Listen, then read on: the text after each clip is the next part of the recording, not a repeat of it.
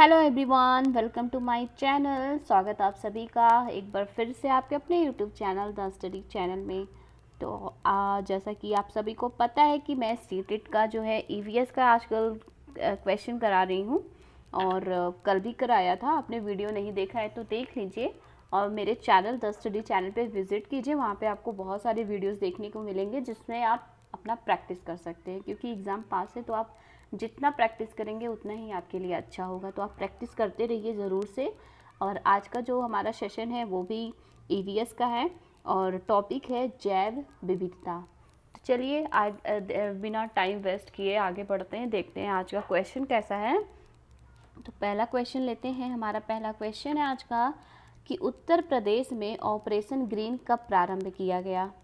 उत्तर प्रदेश में operation green कब प्रारंभ किया गया। जुलाई 1, 2001 को, अक्टूबर 2, 2001, जुलाई 1, 2005, जून 6, 2006। तो इसका जो करेक्ट आंसर है वो हो जाएगा ऑप्शन नंबर 1, जुलाई 1।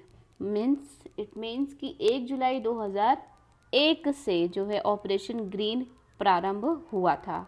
कहाँ पर? उत्तर प्रदेश में। देखिए 1 जुलाई 2001 से उत्तर प्रदेश में जो प्रारंभ होने वाली ग्रीन योजना है वो जो है उत्तराखंड के अलग होने के बाद वृक्षों की कमी को देखते हुए शुरू की गई थी।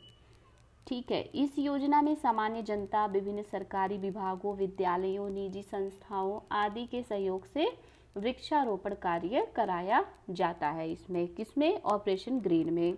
तो इसका सही आंसर हो जाएगा 1 जुलाई 2001 से ये प्रारंभ हुआ था। नेक्स्ट है कि विश्व के किस देश में संरक्षित भूमि का सर्वोत्तम तंत्र है। विश्व के किस देश में संरक्षित भूमि का सर्वोत्तम तंत्र है, मीन्स सबसे बड़ा क्षेत्र है? चीन, इंडोनेशिया, भारत, स्विट्जरलैंड। तो इसका सही आंसर हो जाएगा अपना भारत।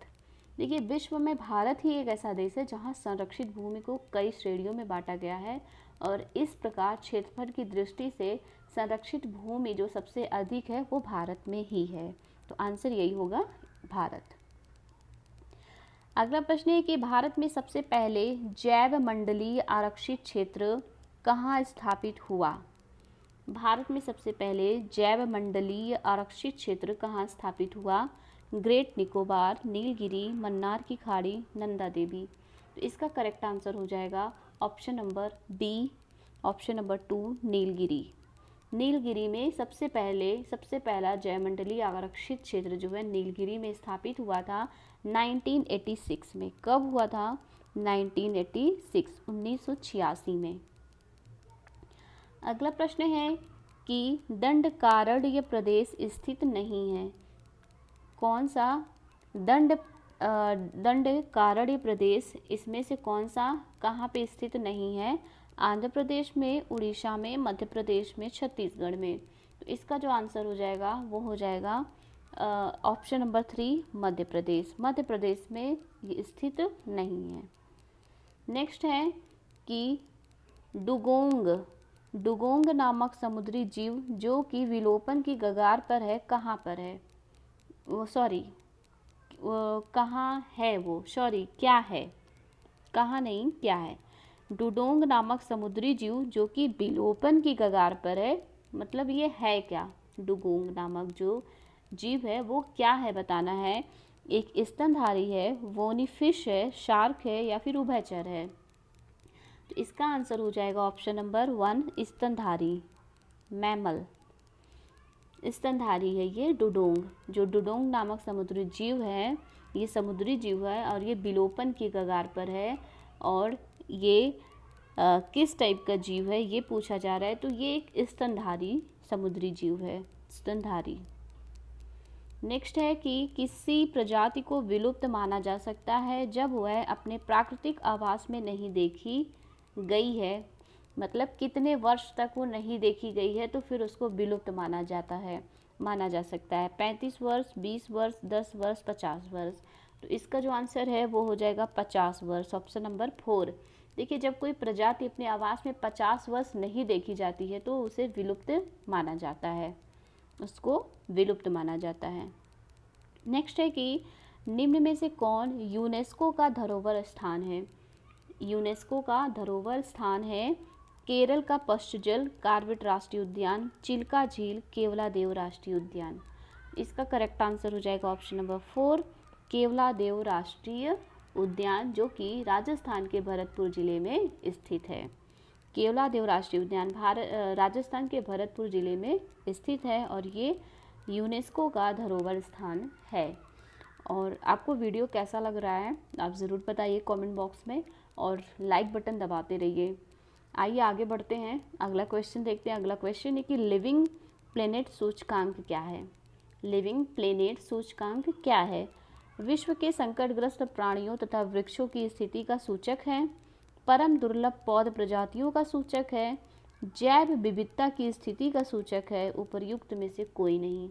इसका करेक्ट आंसर हो जाएगा जैव विविधता की स्थिति का सूचक है ऑप्शन नंबर 3। लिविंग प्लेनेट सूचकांक जो होता है वो जैव विविधता की स्थिति का सूचक होता है। नेक्स्ट है कि निम्नलिखित में से कौन सा स्थान भारत में अब तक स्थापित जैव मंडल आरक्षित स्थानों में है। निम्नलिखित में से कौन सा स्थान भारत में अब तक स्थापित जैव मंडल आरक्षित स्थानों में है। नोकरेक, नंदा देवी, ग्रेट निकोबार, उपरोक्त सभी। इसका आंसर हो जाएगा उपरोक्त सभी, ये सभी आरक्षित स्थान है।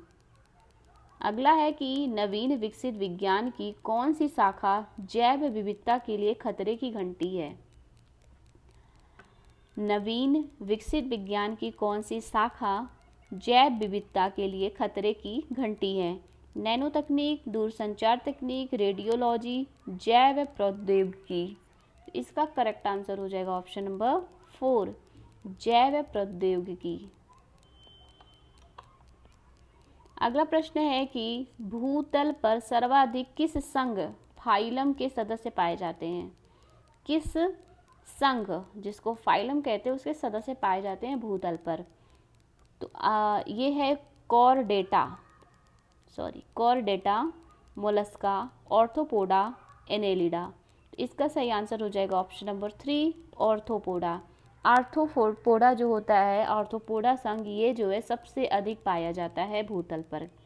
अब इसके बारे में देख लेते हैं। आर्थ्रोपोडा वो होता है, आर्थ्रोपोडा जो है एनिमल किंगडम का सबसे बड़ा नस्ल है और इसका अर्थ है कि संयुक्त पैर या द्विपार्श्व समिति और खंडित जीव होते हैं जिनके संयुक्त पैर होते हैं, बहुत संयुक्त पैर होते हैं। फॉर एग्जाम्पल ऑर्थोपोडा का जो एग्जाम्पल है वो है तितली, बटरफ्लाई तितली है, घरेलू मक्खी और मकड़ी, बिच्छू, ये इसके उदाहरण है ऑर्थोपोडा का। और ये जो है एनिमल किंगडम का सबसे बड़ा नस्ल है ऑर्थोपोडा जो है वो एनिमल किंगडम का सबसे बड़ा नस्ल है। और कॉर्डेटा क्या होता है, ये जानवर ट्रिप्लोब्लास्टिक 3 परत वाले होते हैं।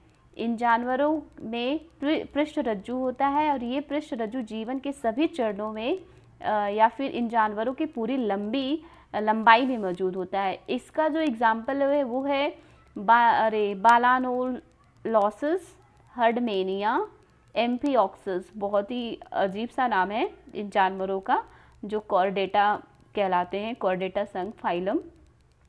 और अगला है मोलस्का जो है वो द्विपक्षीय, समरूपता और समभोजी होता है।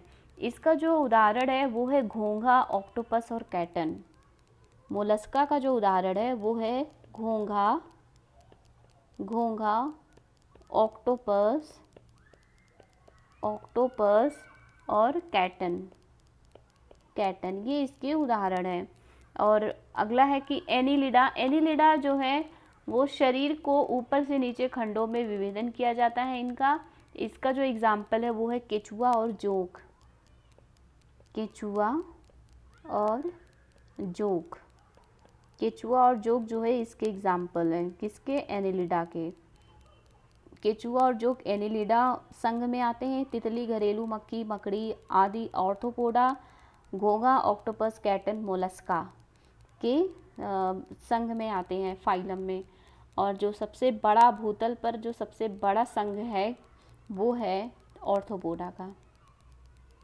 अगला प्रश्न देखते हैं। अगला प्रश्न है कि राजीव गांधी राष्ट्रीय उद्यान स्थित है कहाँ पर?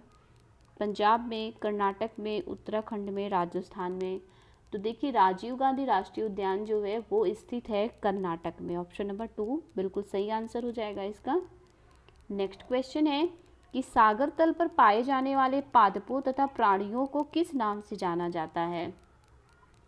सागर तल पर पाए जाने वाले पादपों तथा प्राणियों को किस नाम से जाना जाता है? इसका जो आंसर हो जाएगा बेंथम, नेक्टर, नेक्टन, प्लैंक्टन। इसका जो करेक्ट आंसर होगा वो हो जाएगा बेंथम।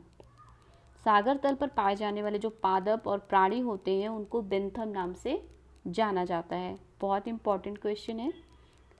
नेक्स्ट है कि विश्व के किस बायोम को प्रमुख अन्न भंडार तथा दुग्ध व्यवसाय के क्रोड स्थल की उपमा प्राप्त है? विश्व के किस बायोम को प्रमुख अन्न भंडार तथा दुग्ध व्यवसाय के क्रोड स्थल की उपमा प्राप्त है? रोम सागरीय घास बायोम, शीतोष्ण घास बायोम, टैगा प्रदेश, उष्णकटिबंधीय घास बायोम। इसका करेक्ट आंसर हो जाएगा ऑप्शन नंबर 2 शीतोष्ण घास बायोम। अगला प्रश्न है कि काले वन पाए जाते हैं। काले वन कहाँ पर पाए जाते हैं? फ्रांस में, जर्मनी में, चेकोस्लोवाकिया में या फिर रोमानिया में।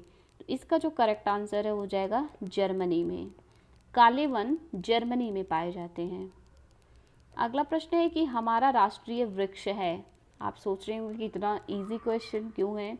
देखिए कभी कभी जो सबसे इजी क्वेश्चन हमारे पॉइंट ऑफ व्यू से होता है ना वो कभी कभी हमारे लिए बहुत डिफ़िकल्ट हो जाता है, क्योंकि अक्सर ऐसे क्वेश्चन में ना बहुत कन्फ्यूज़न हो जाती है कि स्टेट का पूछ रहा है या फिर पूरे इंडिया का पूछ रहा है, तो इसमें जो है कन्फ्यूज़न हो जाती है। तो इस चीज़ का आप बहुत अच्छे से ध्यान दीजिए और पढ़ के जाइए कि आपके राज्य का राजकीय वृक्ष क्या है और राष्ट्रीय वृक्ष क्या है, इसमें अंतर होना चाहिए। अंतर आपको इसमें पता होना चाहिए, वरना आप इसमें गलती कर सकते हैं। तो जो हमारा राष्ट्रीय वृक्ष है वो क्या है? ऑप्शन नंबर 3 बरगद। अगला प्रश्न है कि निम्नलिखित में कौन सा वन भारत में आर्थिक दृष्टिकोण से सर्वाधिक महत्वपूर्ण है? आर्थिक दृष्टि से कौन सा वन सबसे अधिक महत्वपूर्ण है? ज्वारीय वन, सदाबहार वन, कांटेदार वन, पतझड़ वन। देखिए इसका सही आंसर हो जाएगा पतझड़ वाले वन। जो पतझड़ वाले वन होते हैं वो आर्थिक दृष्टिकोण से सबसे महत्वपूर्ण वन माने जाते हैं भारत में। नेक्स्ट है कि निम्नलिखित वृक्षों में कौन सा वृक्ष पर्यावरणीय संकट माना जाता है? कौन सा वृक्ष पर्यावरणीय संकट माना जाता है? बबूल, केर, यूकोलिप्टस, जलकुंभी। इसका जो आंसर होगा, इसका करेक्ट आंसर हो जाएगा यूकोलिप्टस। यूकोलिप्टस वृक्ष को पर्यावरणीय संकट माना जाता है। आप इस क्वेश्चन को बहुत ध्यान से देखिए और इसको ज़रूर याद रखिएगा, क्योंकि इम्पॉर्टेंट क्वेश्चन है कि पर्यावरणीय संकट किस वृक्ष को माना जाता है। ये क्वेश्चन आ सकता है एग्जाम में, तो आप ध्यान दीजिएगा इस क्वेश्चन पे। तो इसका आंसर हो जाएगा यूकोलिप्टस। अगला प्रश्न है कि निम्न में से कौन पेट्रोपादप है?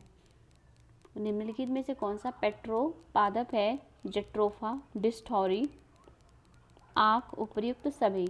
इसका जो करेक्ट आंसर है हो जाएगा उपरोक्त सभी, ऑप्शन नंबर 4। और आज का लास्ट क्वेश्चन है कि जैव विविधता के संदर्भ में भारत में निम्नलिखित में से कौन सा क्षेत्र हॉटस्पॉट माना जाता है? जैव विविधता के संदर्भ में भारत में निम्नलिखित में से कौन सा क्षेत्र हॉटस्पॉट माना जाता है? अंडमान और निकोबार, गंगा का मैदान, मध्य भारत, उपर्युक्त में से कोई नहीं। इसका जो करेक्ट आंसर है वो हो जाएगा अंडमान और निकोबार, ऑप्शन नंबर 1। देखिए अंडमान और निकोबार जैव विविधता के संदर्भ में हॉटस्पॉट माना जाता है, क्योंकि यहाँ पे जैव विविधता हॉटस्पॉट की जो संख्या है वो 35 है। कितनी है? 35 है। इसलिए इसको जैव विविधता का हॉटस्पॉट माना जाता है, अंडमान और निकोबार को।